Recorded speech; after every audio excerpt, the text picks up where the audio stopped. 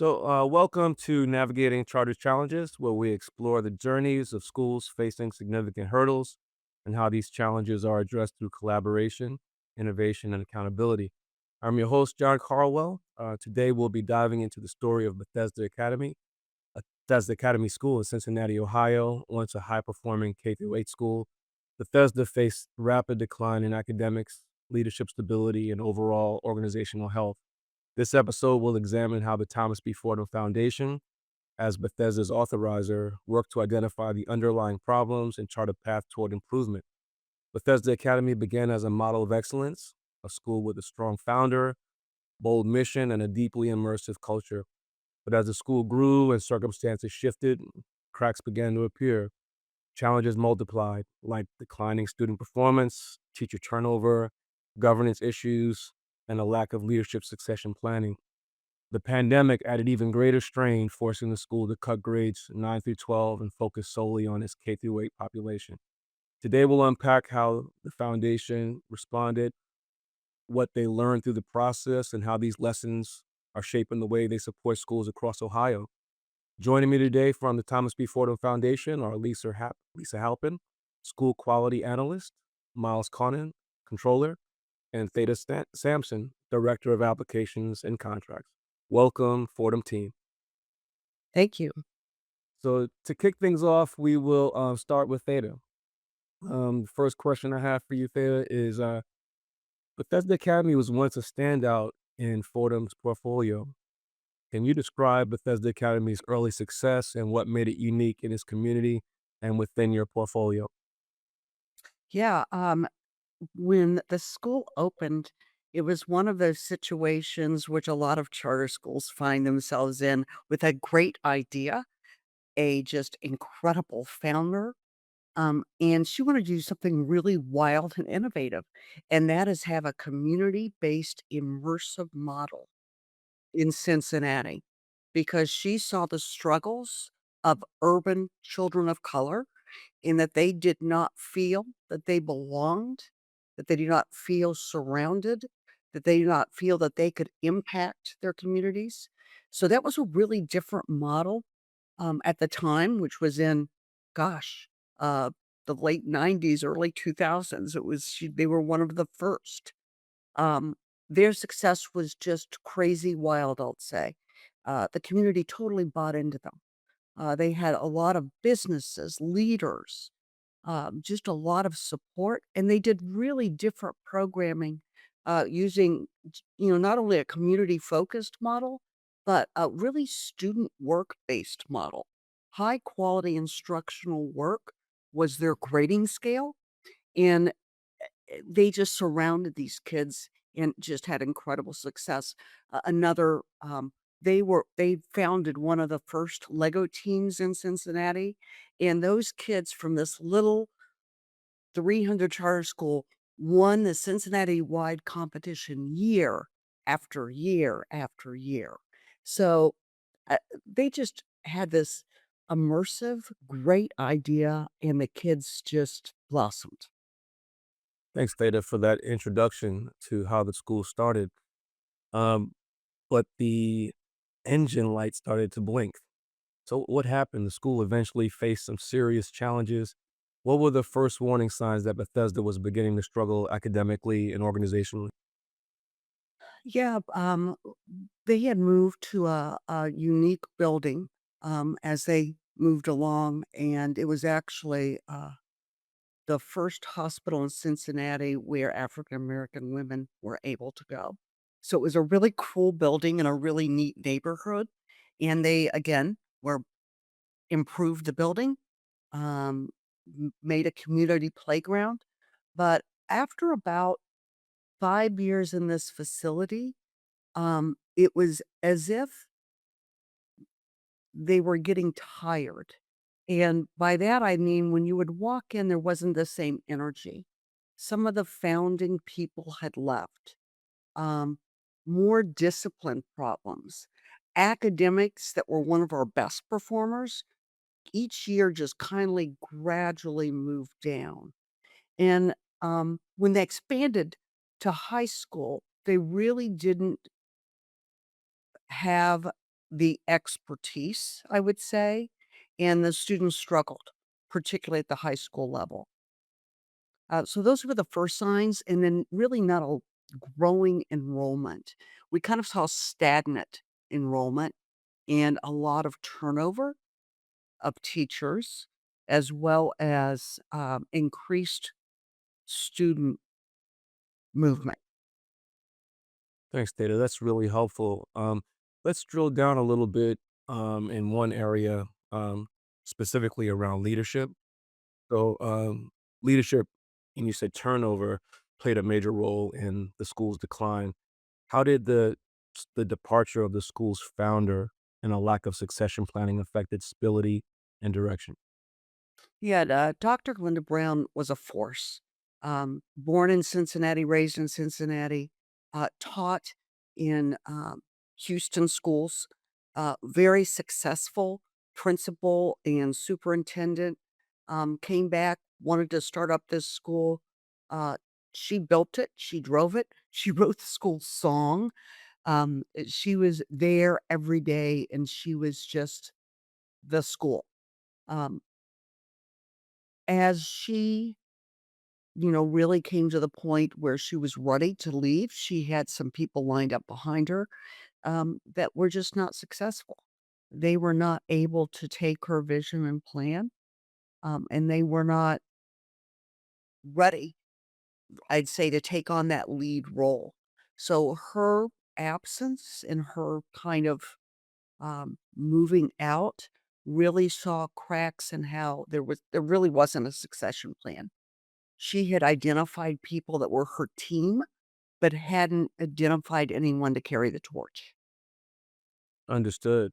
And add to that the timing of the pandemic, which hit schools nationwide and communities. How did the pandemic impact Bethesda's operations, enrollment, and overall health? Yeah, like most schools at that time, they didn't have a really great plan for how we, um, offer great education to kids remotely, but they also their longtime technology leader left, right before the pandemic, Yes. and they just did not have, other than hard copies, a way to get things out to kids, and that just didn't work, and as a result, the high school kids dropped out, most of them, and the kids were not making progress, and they weren't making the right touches. I mean, dropping off a homework packet and then checking in on the kid in a couple of weeks, just is not gonna lead to academic success. So, that was the big one, is they didn't operationally have the knowledge or expertise or the ability to be able to really go forward during the pandemic and after. Understood. So, when you provided the background of the school, it sounded like they were an, a strong anchor to the community. And I'm curious, like, how did the community trust stay the same or change? Was there something happening in the community in terms of its perception of the school from its inception until this point in the school's decline? Yeah, I'd say that they were the ones that would have the health fairs in the fall and be on the school grounds. They not only had a lot of vigorous parent and student events like Harlem Week, um, they had a week where the kids presented on different countries and the community and people would come in. They did things with local banks. They stopped doing those things. And as a result, the community was no longer immersed and welcome in the school. That was number one. The second thing I think that happened is that we saw an increase noticeably in discipline issues and in truancy and attendance. So there were times where you could tell that parents didn't trust the leaders under Dr. Brown. And when Dr. Brown was moving out, they didn't have the same regard for them either. So they were a little bit, "Who's running this place now? We don't see the face anymore that we used to." The engagement wasn't within their community like it had been before. There were no events being held. Interesting. So, how did Fordham become aware of these issues? Uh, I think the very first thing that we saw, was decline in academics. Honestly, that was the very first. They went from being, our strongest school, um, down to a C school, and then down to a failing school. And so that was the first.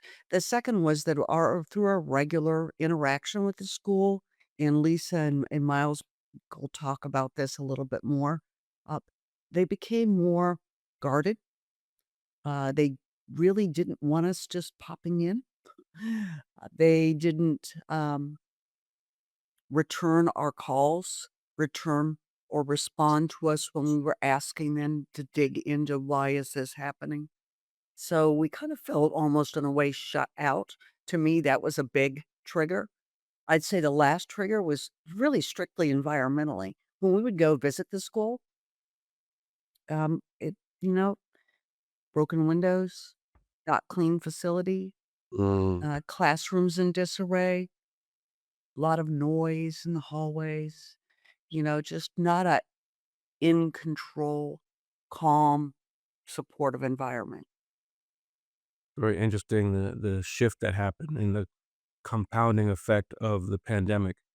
Mhm. So, I'm curious as we shift over to the educational program, and just curious, Thea, how long have you been with Fordham? Since 2007.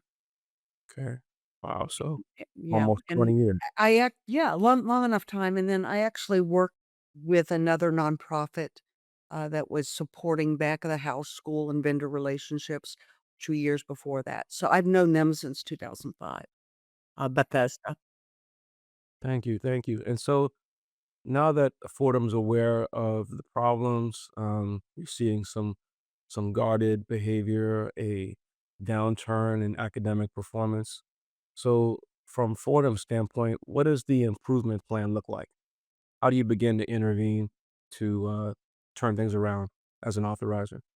Yeah, the first thing that we did was to, work with, JM Consulting, and this is an organization that we really have used, since we hopped into the authorizing space in 2005, just to kind of get a deep dive into the school and to kind of give an idea of, organizationally, academically, operationally, how are they doing? And they really came into the school and took a really deep dive into the school. They had done that in 2005. We asked them to come back so we could kind of make a comparison. What are you seeing differently? And then when we identified that there were some real gaps in what they were saying they were doing instructionally to what the results were instructionally and to what we observed in the classrooms, we brought in Centerpoint, which really focused a lot on their instructional and professional development, assessments, curriculum choices. That's really helpful. And as we shift to a deeper dive around curriculum and instruction, I want to bring Lisa into the conversation. And Lisa, could you introduce yourself? How long have you been with Fordham, and what's your area of focus? Sure. My name is Lisa Halpin. I have been with Fordham for almost 6 years now. So I joined the team to be the school quality analyst um, right before the pandemic. So we were working with the school to kind of find out what their plan is in these, unprecedented times. But I work with the schools going in for site visits and attend board meetings to kind of just be a support for them and find out what's going on month to month and year to year. Excellent. So let's dive into your area of expertise and what you were seeing with the school. So first, just an overview. Why was it important to look at curriculum, instruction, and assessment as separate domains during the review? Yeah, so going in with different observations each school year, we kind of take a note at what curriculum is being used in each classroom and take a look at how that reflects their contract. So we noticed that they had a variety of curriculum.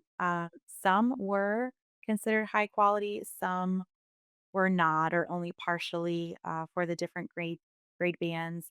What I noticed going in after I started visiting the school was just the inconsistency, maybe with the implementation of those curriculum products and in different classes. So they may have been using one highly qualified math curriculum, but they're also using just these supplemental materials or curricula that are not highly qualified. So it wasn't really being implemented with fidelity and consistently.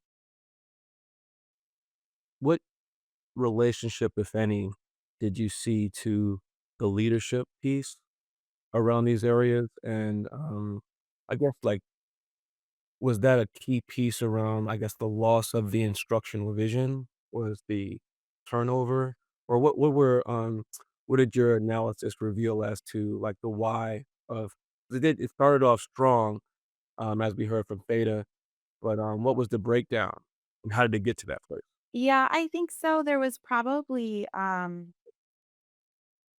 lack of time and consistency again with kind of supporting teachers and professional development for certain curriculum that requires probably a little bit more time that during some teacher interviews, they would want to voice that they feel like they're being supported and helped, but they could really use time to have shared planning time or to communicate with other teachers. So I think there was again inconsistency with how supported some teachers felt versus some others. Um, and just not making that a priority to be able to support and have the professional development there for them. Understood. And, could you speak to, what was happening, with subjects like science and social studies and, the impact of, those classes on students' educational experiences? Um, sure. They did not seem to have the social studies or science kind of adequately represented in their plan. It wasn't really addressed with any, specific curriculum or plan or vision. So that possibly could make their other scores go be higher or have a greater growth rate in some other areas. But we saw that it did not. And so the students, were not getting maybe as much variety or we're just kind of tuning the rest of some of the instruction out. Understood. So, in terms of Fordham's, improvement plan, intervention, what recommendations did Fordham team, make to strengthen the curriculum alignment and teacher support?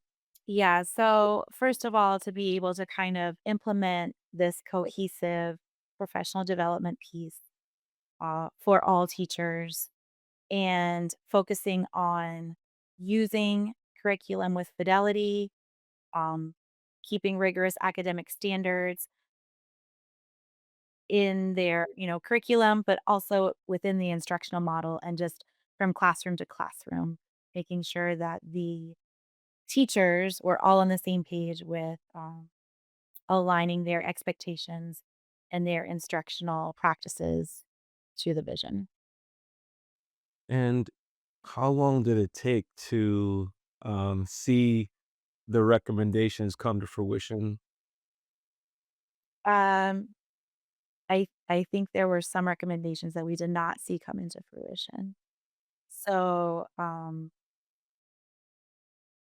there were some pieces that they would want to work on and that they were able to kind of make more in terms of like teacher time or planning together or meeting kind of daily, switching up their schedule, kind of the logistics stuff.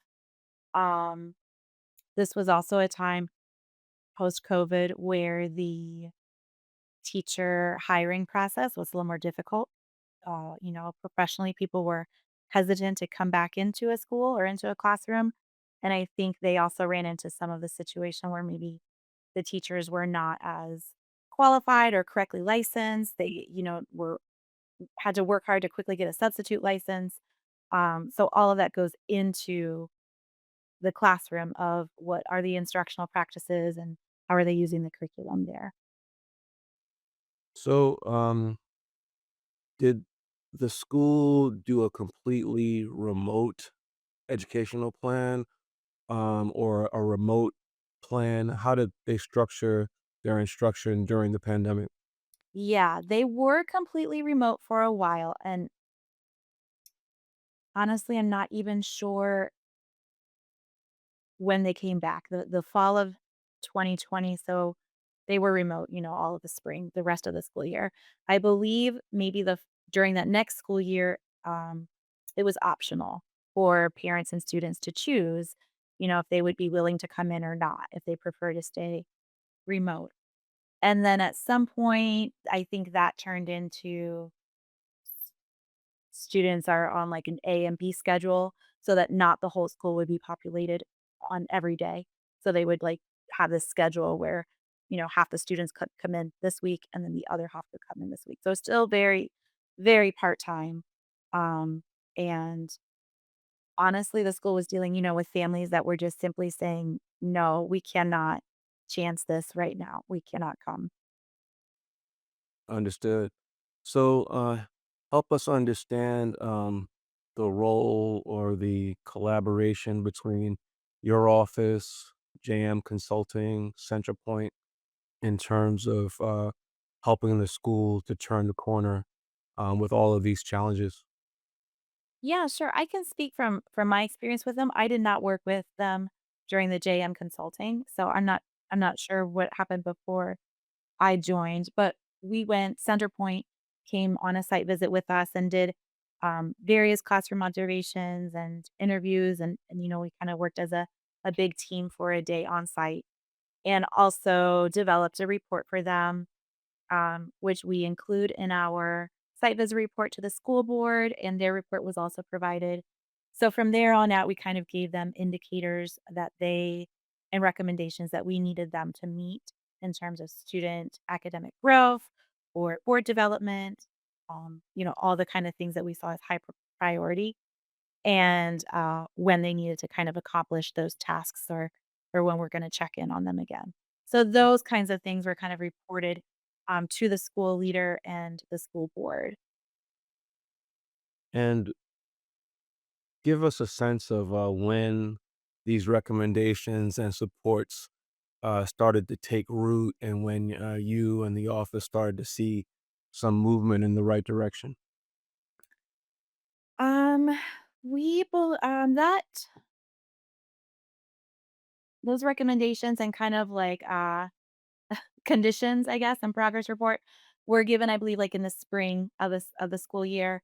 Um, So they had like kind of the summer, break. And then in the fall, there were some things that were uh, deadlines that were missed. So speaking of kind of like red flags with Theta as well, those were, a couple red flags where there were some of the easier tasks that they were in progress with, but there were others that were just not met in time. So we would have to go back to them and ask them, where are you on this? Or you failed to meet this deadline. So by the time it came to these conditions and this progress report, um, it was evident that they were not super into meeting all those early. It was very much, this is a struggle to get some of these met. Understood. And tell us a little bit about the, I guess, the trust building, because Data had mentioned earlier how there was it went from a welcoming environment to one where it was like not so much an open door policy, but let us know when you're coming and a little bit more defensive. What was the work like to rebuild the trust and get everyone on the same page about the vision for students and families? Um, I think that the trust building helped when they were seeing or having more communication with more familiar faces. So as I came in and got to know them, they were seeing Mhm. my face more often than maybe some of these other people that were coming in or other groups or people that they were hearing from. So I think just being able to be there and to be kind of in person with them helped as from my standpoint. However, there were sometimes questions that we had to be very direct with or follow up with in order to kind of get the full story of things, or we would hear something and then we'd have to check in with them to where it wasn't as forthcoming as I think it would have been in the past. Understood. So let's shift over to another domain. Let's talk about assessment and how Bethesda was using assessment data at the time of the review. So they were trying to collect assessment data periodically. Again, the pandemic kind of took that out for a little bit. They were unable to really get that all the time. They used, internal testing, the NWEA map growth in place, but analyzing the data and I think really using the data to drive instruction and to drive curriculum decisions or staffing decisions was implemented inconsistently again. So they weren't being analyzed regularly or, being put to the best use of it consistently.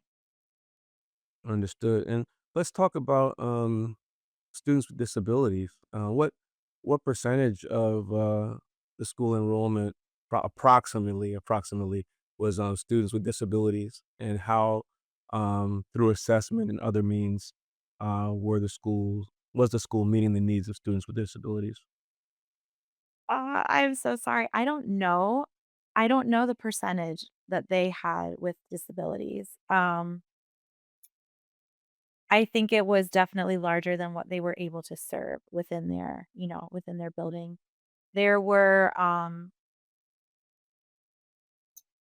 there were some interventions in place during the school day, but it was very kind of small group, and um I did not see a lot of interventions pushing into the classrooms or modifications and accommodations when I was inside just general education classes.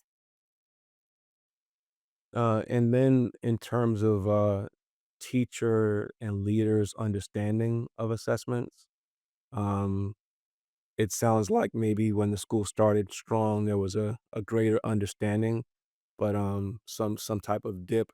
What when you went in with Central Point, um, what was you and the team's take on the school's grasp of assessments? Yeah, just in general, that again, it was inconsistent where the teachers lacked training to be able to read and use the data um, beneficially, and just that the progress monitoring was irregular. And so tracking the growth was very challenging and difficult. Sometimes asking for some of that internal data just to get it from the school was difficult for us. And could you speak to the foundation's recommendations and also in hindsight whether the recommendations were spot on with what the school needed? Sure. So, just generally, we recommended that they develop a school-wide assessment calendar to make sure that those dates are there, and to build staff capacity to be able to use that data and inform instruction, um, and intervention and continuous improvement. I think those recommendations are kind of the baseline of what successful schools should be doing and should be Mhm. implementing and should be able to implement. So I do think those were, some basic and very direct steps that they could take to start improving in the assessment area. Excellent. Thanks, Lisa. Sure. So next we'll turn to theta again and get into the impact on students and community and families. So you spoke to some of this earlier, theta, Mhm. but the most significant consequences of the school's challenges for students and their families? Um, Definitely, I would say a lack of support to the families. So a lot of programs that they had where there were even, as mentioned before, health supports and events outside of school.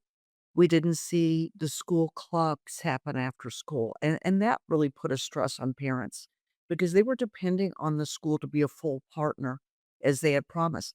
They were one of the schools that the parent had to sign a contract saying, Right. "Here's what I'm going to do, and here's what the school's going to do," and the school was falling down on that contract.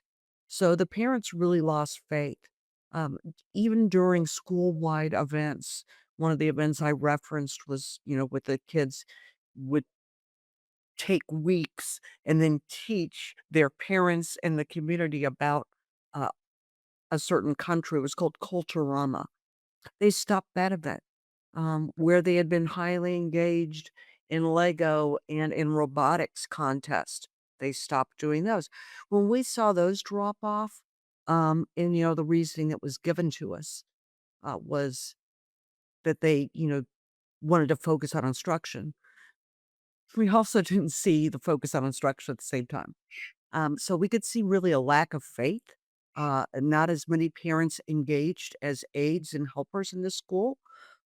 We didn't see parents at events. When we went to events that we used to see hundreds of people from the community, there'd be a couple of dozen. So definitely, there was a lack of that. And where they before gave us a list of pages and pages of community partnerships, now when we would revise their community partners annually, we'd get a list of 10. So I think all of those things we kind of saw, that there's a lack of trust here, and then we're seeing much higher discipline rates. Interesting. So, is it fair to say, and just based upon my understanding of what a community school is it fair to say that Bethesda started off as a very strong community school? Oh, yes, and with And that community learning and engagement piece especially, and what's mhm, interesting is along our path here, you visited that school, didn't you? Bethesda. So I think you even saw that neighborhood, John. Um, it's it's a centerpiece of the neighborhood. Where people gathered. There's an outdoor park right next door. There's a playground there, a community playground, the school building partnership. Yeah, it was, uh, a well-loved and cared for place that became rundown and not as, not as visited. So I don't know if that directly answers your question, but it's was clear from not only being there in the school day, but just looking at the area itself. Um it was kind of it wasn't the flagship of the community anymore. interesting. So, from an authorizer standpoint, this kind of lifeblood aspect of Bethesda being a community school, at what point as an authorizer do you say the school is starting to depart from the essence of its charter? Yeah, I would say after Lisa, went in as a school quality analyst, was working with them for a year or 2, Mhm. um, we saw that they weren't going to be responding to our recommendations. Recommendations, to put together an instructional calendar to support kids, who needed additional resources and instruction, that they weren't going to do the kind of professional development they needed to do. When we didn't see that, we, reached out to the board, went to the board, and I think that,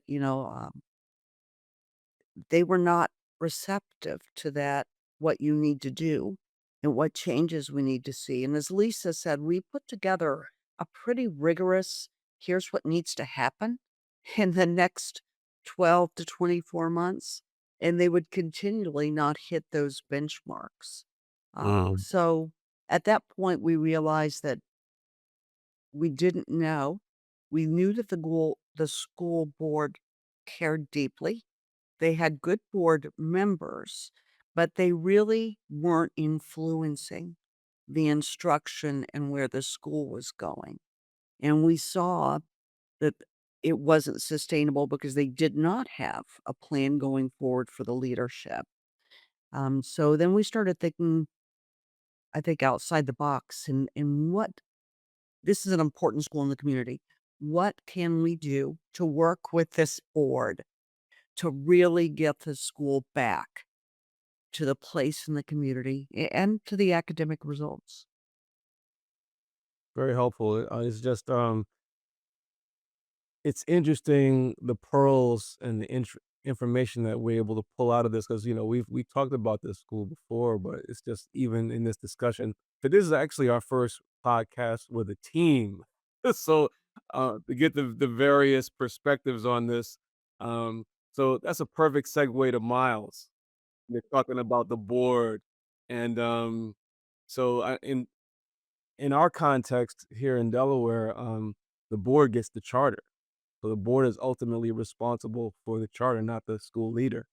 So would want to hear some more, Miles, about the foundation's work with the board. But before you go into that, can you please introduce yourself, how long you've been with the foundation and your focus areas?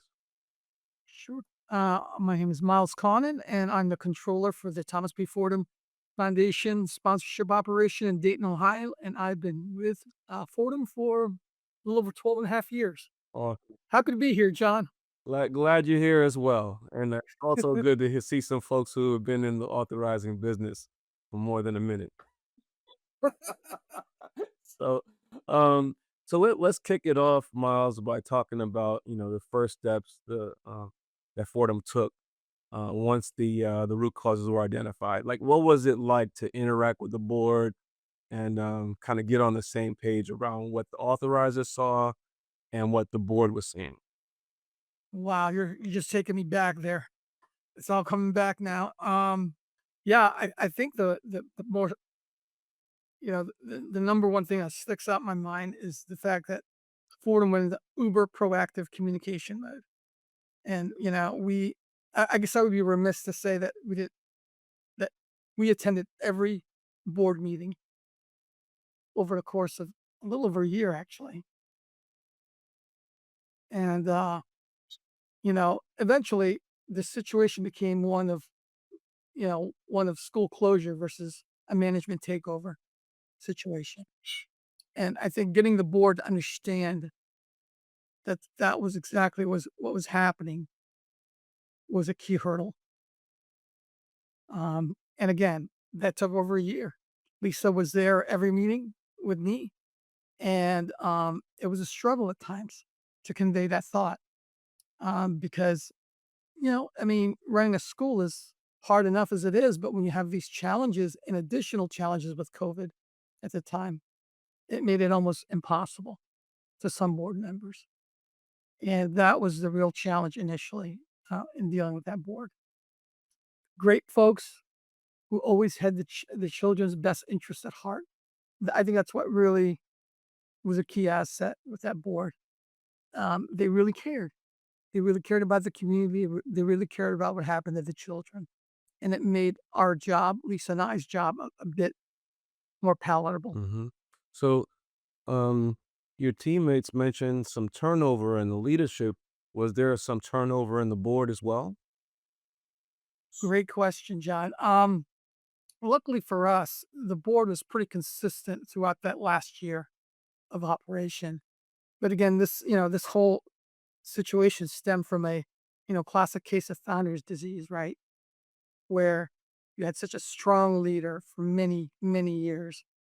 And unfortunately, at the tail end of her administration, there was really no viable succession plan. And the board knew that. The board absolutely knew that. And that was part of the challenge as well, and getting the board to think of things differently. Like, this is on your plate now. Okay.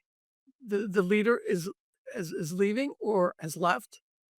And we wanted to make sure that we would empower the board members as much as possible to do what they needed to do, which was to, run the school as best as possible during that last year of operation in anticipation for a management takeover.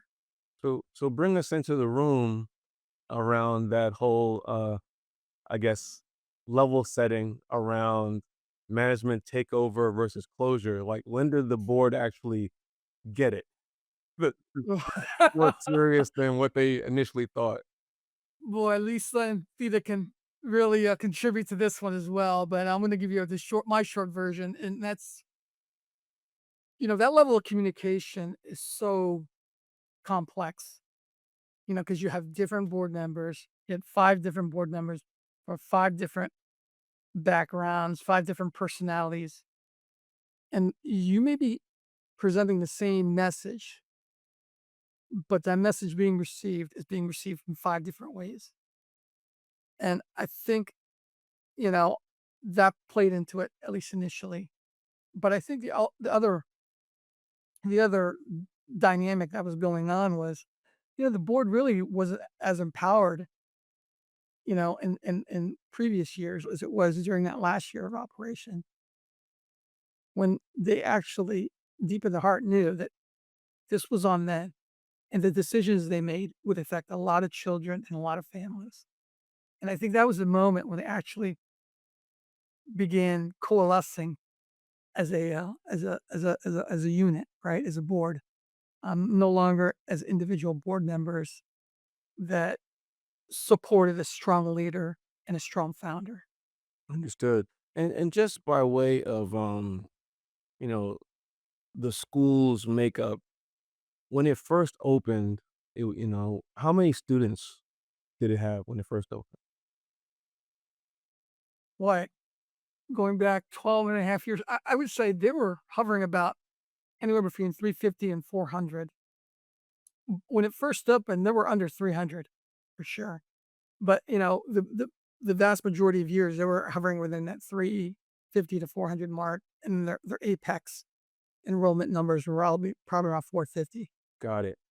And then once they decided to let go of the grades 9 through 12, um, did they increase the remaining grades or did they downsize enrollment accordingly? Yeah, so there was a lot of attrition as well as the high schoolers leaving.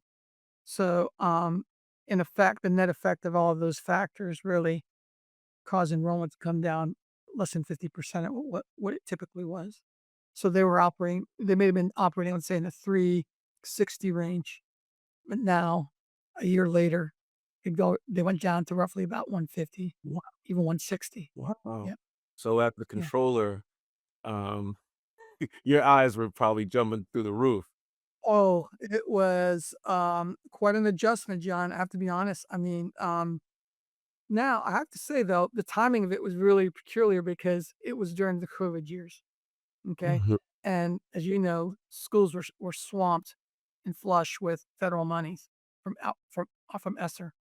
So that was another factor in the whole mix in regards to the finances, um, which obviously helped buffer some of the losses in revenue on the state side due to enrollment losses. But at the same time, we had to make sure that there were certain levels of support for staff members and operations, and that was a challenge as well. Mhm. Interesting. So you mentioned levels of support for staff. What about levels of support for the board? And what when you think about the board's capacity when they first opened to their capacity in this crisis, you're actually going from, to use medical analogies, a patient that's well to ER, and you're trying to stabilize. So, what was some of the capacity building with the board to, stabilize the patient, so to speak? Yeah, I mean, John, we were very proactive, actually interactive with the board as well at that time period. We wanted to support that board any way possible in moving towards a direction of a smooth management takeover. Some of the board members really didn't buy into that concept until later, especially when they discovered that in a management takeover, whatever assets remained on the school's books, the take acquiring or the company that's taking over the school would actually control those assets. So I think that that was also an issue with certain board members, where, you know, I guess the best way to explain it is some board members thought that they were cheated of opportunities since they were now flush with, certain federal dollars. They were going to get an opportunity to actually turn it into something wonderful. Interesting, interesting. And I guess my final question on the governance side is more of a perspective for your office as you're managing the school, ensuring the best outcomes for students and families. What pressures, if any, were you feeling from, you know, your oversight body, I'm talking about Fordham's board and saying like, what's happening with this school? What are you doing with this school? Um, Give us some insight into how you're managing upward as a team. Can I just start by saying that Fordham's board was very much aware and interactive with the sponsorship team on, uh, on direction this school was going to go. And that was quite clear in the communication over the course of a year and a half. Um, I guess I would just say that sort of level of stress was a little elevated, and because there was a lot more intricacies in monitoring, particularly when it comes to a possible school closure, right? Because that was always a risk if if the management takeover plan didn't come to fruition. So that was always in the back of our minds that this could be a school closure situation. We're hoping for the best, but that is a risk. So we took on that added risk because of that factor. Interesting. For this content and conversation so engaging. I'm just, I'm feeling the power of it from even from the preliminary conversations from Theta, but we have, like I said, the benefit of the team. So let's pivot over to lessons learned. I'll start with you, Theta, but rest of the team, feel free to jump into this. What key lessons did Fordham take away from working with Bethesda?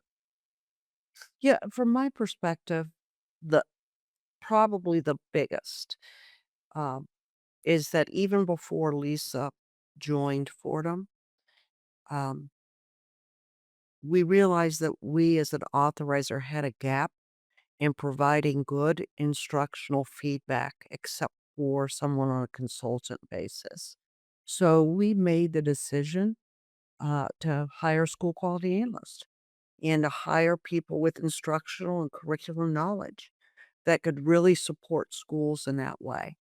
So, as Lee said, then we added others in other regions, and then eventually we added one just for Cincinnati because we came to the belief that that's critical to how we operate, that it's is important as compliance, that what they do with instruction is really what these kids are all about. That as good as you are with turning in your documents and showing a great balance sheet, it doesn't matter if your children aren't getting the education that they deserve. So we really, as an authorizer, I would say we pivoted to making sure that we have the right support staff. We've currently added a special education and data person. Again, so for your questions, we're seeing those gaps. We need to be able to directly support our schools. So that's number one. Looking at ourselves operationally was a was one. Second is what this I think forced us to make some changes contractually. We'd always had performance indicators. But what we changed within the contract is really holding the school responsible for curriculum, for choosing high quality curriculum, for how they implement that, for what they do with absenteeism and attendance. So all of those gaps that we saw for what they do with communities, we really strengthened our contract, and then we strengthened and changed how we report back to them. So we've started with what we do in renewal as ongoing. It's not something that happens when your contract expires. Every single year is renewal. We do site visits as if that. We give them reports to let them know where they're at. So we start that communication loop early because we found that was really important. Um, I think those are the biggest ones, and I'd love Lisa or Miles, anything that you've seen that we've changed. We did, John, bring in the board really early in this decision-making loop, as Miles said. I hands down, Lisa and Miles were the right people. They had the board's trust. They were calm. They just presented, and they were trustworthy. So when they started opening up that last year with, "Here's the plan, and you know what? We're gonna coach you through this. We're not just gonna dump it on you." And we really worked with them on helping them find the right, management organization that valued the community. The CEO of that management organization is from Cincinnati herself, knew Dr. Brown. We really capitalized on that and knew that was important to them. So I really think we tried to get that understanding. I would definitely say, that was a people thing that Lisa and Miles really handled that well, and that's important. And we've recognized that as a team that we really need those deep relationships. Having different people float in and out is really difficult to do that. It's really helpful. Lisa, Miles, would you have anything to add to those lessons learned? Yeah, I just add to Theta's comment. I think as a sponsor, when we took on um, a different mindset, this was not a transactional thing, like a lot of other sponsors could have done, and treated this like just a straight management takeover situation. That transactional mindset would have never worked in this situation, not with this board, John. And Theta hit it right on the head. I think the authenticity came through, and that's what carried us through the day during those rough board meetings. Thank you, Miles. How about you, Lisa? Anything to add to that? No, I don't have anything to add, but I agree with all that was said. Awesome, awesome. So what I heard, each of your comments is the importance of support, communication, transparency, and what I call bedside manner, or as Miles said, authenticity, counts a lot in these like high stakes decisions and work that we're doing on behalf of students and families. I think we'll close with Theta. Just what advice would you give to other authorizers and school leaders who are navigating similar challenges?